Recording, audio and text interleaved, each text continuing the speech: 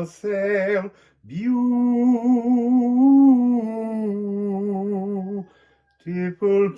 people. So the cockerel joined in. So we're just rolling in. We're rolling in.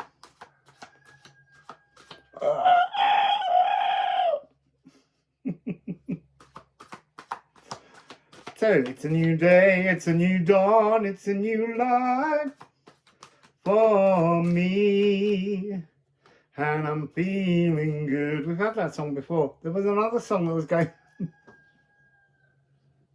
Oh, Ain't No Mountain High Enough was going through my head as I sat down. Ain't no mountain high enough, ain't no valley low enough, ain't no river wide enough to keep me from you. So, cock-a-doodle-doo. Interesting. It's not an energy I associate with Dark Moon Lilith. And Juno, this is big, powerful. Look, ain't no mountain keep me from you. This is an energy of something that cannot be kept, something that is inevitable, something that has to form and emerge. There's a 636 here. 6-3, 4 and 2 is 6. 636, and then we have Moon in Scorpio, whale songs. So song realm recreation, but there's nothing can keep the song of the cosmic whale from reaching out. So Dark Moon Lilith is an A. A is Om. Juno is F sharp, the higher heart of Venus. And then we have Moon in Scorpio, which is a triad of A, C, and C sharp. So let's just take the A for the moment, which is the intuitive truth of the whale song, is what I'm hearing.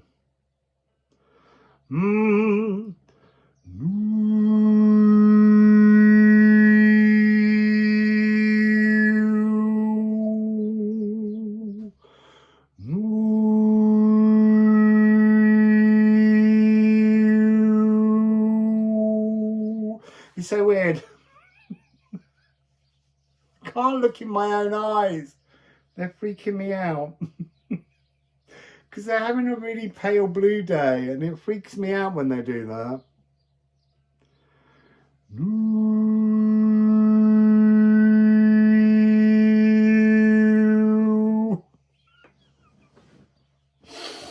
Right, I have no idea. There's something funny. There's something funny about how we appear. That's the energy. It's like looking in a new sung, powerful mirror souls in gender vitality. Look, it's about the mirror soul within. There's something here about when you if I do that, I can't see them. When you look into this new empowered, prodigally empowered mirror, you won't recognize yourself, or you'll freak yourself out in some way. I did it again. You'll freak yourself out in some way. There's something here about not recognizing your own truth. See, the cockerel agrees. We're calling him Chanticleer. I think Chanticleer might be from one of the Canterbury Tales. Maybe one of the pilgrims tells the story of Chanticleer. Chanticleer's really clear.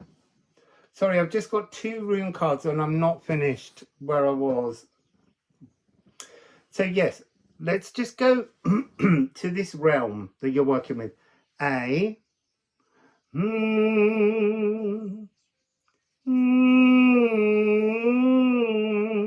That minor third, A of the moon, A of the dark moon Lilith here, working here. Sorry, they're saying to me, just don't forget. I won't forget. Doing the musical bit slowly. So there's something here about the C of Mars and the C sharp of Pluto, because both Pluto and Mars rule Scorpio. But this is, I almost want to say, it's like you've been given a new engine. You've been given a new frequency. So previously there was a kind of angry, misfiring frequency, which is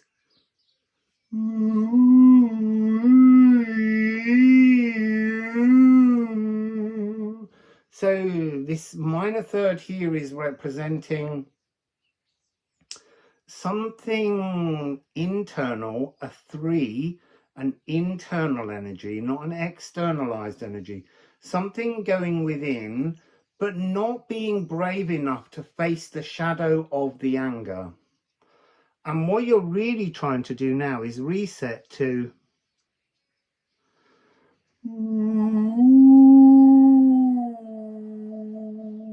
when I looked in my eyes again.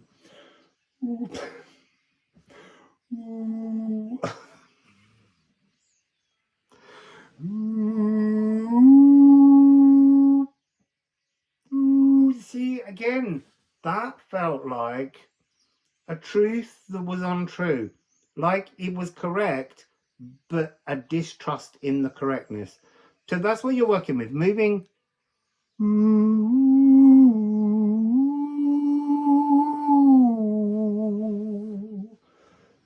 to this correct key. Now, the thing they said, don't forget, Juno is higher heart, F sharp of Venus.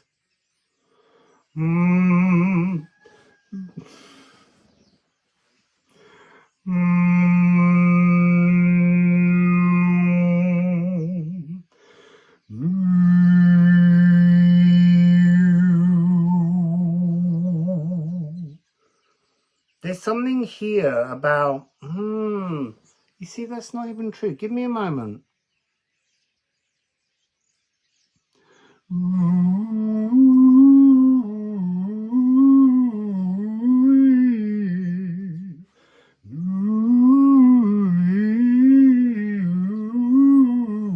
So here's the thing. They were showing me, I could hear a D that isn't there. There's something to do with a D minus 7th and a D7. There's something important about this frequency.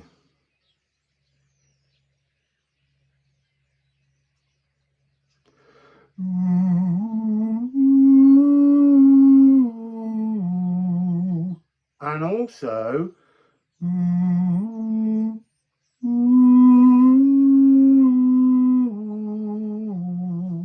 so the key is the difference between C sharp and C. So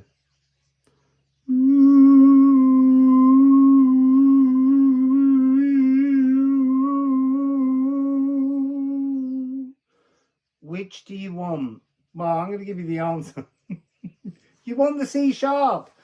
The C sharp is D flat. It's the spine. It's the nervous system. It's Pluto. We need to move from the angry shadows to the happy nutrients is what's coming through. So these two runes that I have down here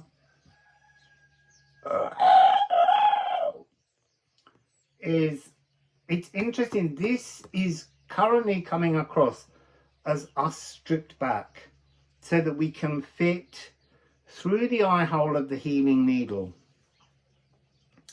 This is the energy reckoned of the natural world, the animal world, all of the creatures around watching you, the totem frequencies. But this totem is it's your dream reality. And it's like, that's so interesting.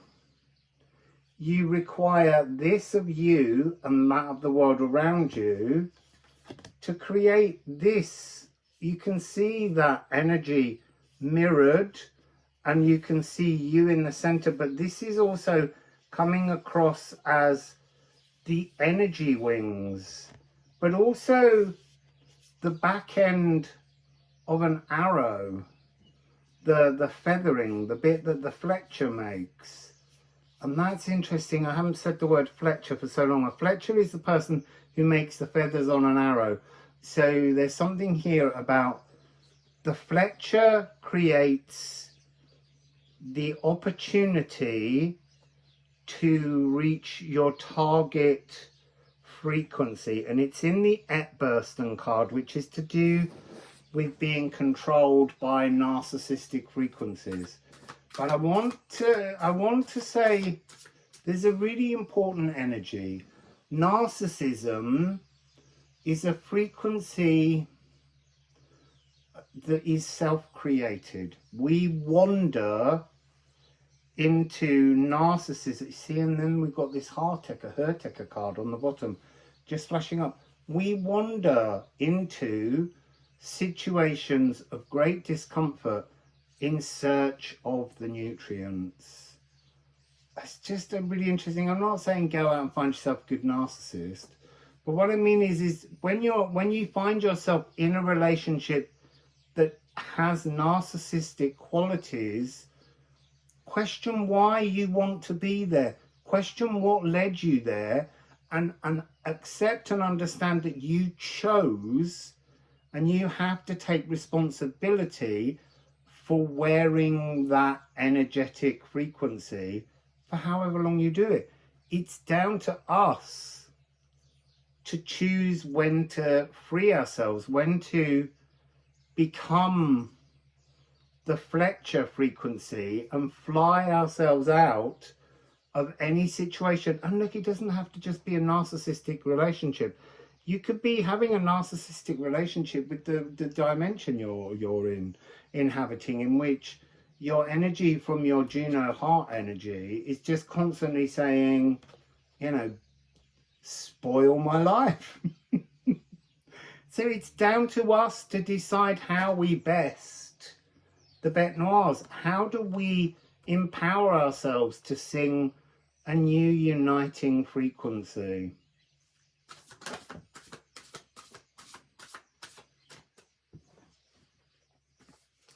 So we had Mona. Mona is the moon. And this is Dark Moon Lilith, which to me is the dark side of the moon. This is the space. Oh, and we're coming up on the 1st. It's a new moon. New moons are the most powerful moments in which the dark side of the moon faces directly to the sun, and it activates new opportunities for growth, new opportunities for new melodies. The poem here on Mona, oh, looky, looky, magic people. So we got 6339. 6339. So let's put it the other way around. Let's see what we get there, because I feel like that might be more helpful. So 39, internal divine understanding of how the moon tends to throttle us. The moon tends to create an over emotion, pulling on all of our frequencies, making us a bit whacked, making us stressed, making us moon drunk, okay? And then 6-3 is moving to a new timeline. This, the dream timeline, oh, look, and it's 6-4. This is the magic to get there. This is the movement onwards, how we move on. Oh, and I'm also seeing this connection here. It's got this energy being doubled, matching frequency to the time, realm, space, place that you're moving towards. And so recognize what are the correct emotions and what are the wrong emotions. And then it has this calc energy. Shift, jump, time hop, dimension change, Tuganunga gaps, the spirit of you, this energy here, running, this frequency is part of this. You can see one part and then you would turn it round and get the other part. The mirroring, the Juno energy, it's knowing how to transform it's a thought. It really is a thought. New musical freedom. And to grip, to anchor yourself into a fortuitous future. Interesting. I'm just going to pull one more card. Try and keep this one a bit short.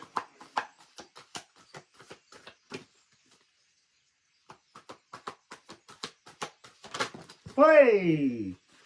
2 more cards. And they're 2 cards that came out in another reading, but they're different. So look, another 9-6.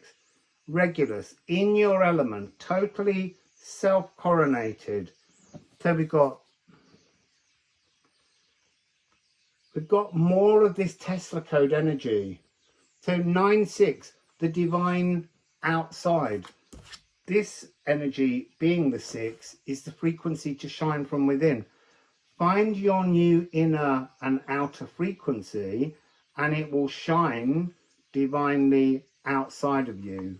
Crowning, again, this energy of crowning yourself, choosing to be your own, see, I don't want to say monarch, but your own guide, your own divine empowerment. And it's come out with this triple point paragon again, the point at which we let the gin out of the bottle. The perfect moment to arouse our truth. Can you hear that? That's a murmuration of starlings outside in a tree, thousands of them. And within that frequency, you have to find your individual empowered truth. So at the end of the message here, if you want to move into your perfect alignment, to be in your element, you have to unanchor from the crowd. Know you're part of this collective, but you've got to fix your own frequency. You've got to remove all the energy of others in order for you to be this frequency, to be Regulus, to be sonorous, to be sovereign. Oh, there it is. The very beginning energy, unrecognizable. You can't even recognize yourself. And this will bring us peace, healed living. It's a really beautiful opportunity, truly fluid and ecstatic elation. Life is laughter and love in every moment. Let's have that. And it's, you see, that's interesting. On this one, there is a different polarity. I am sonorous, I am muted. But the shadow aspects here, because we're so high up, is the same. The light and the shadow sides have become one voice. Sovereign, unrecognizable, creation aether guides you, truly fluid and ecstatic elation. Life is laughter and love in every moment. See now? The birds just calmed down. Sure, they'll get excited again. Anyway, that's your message. Wassail!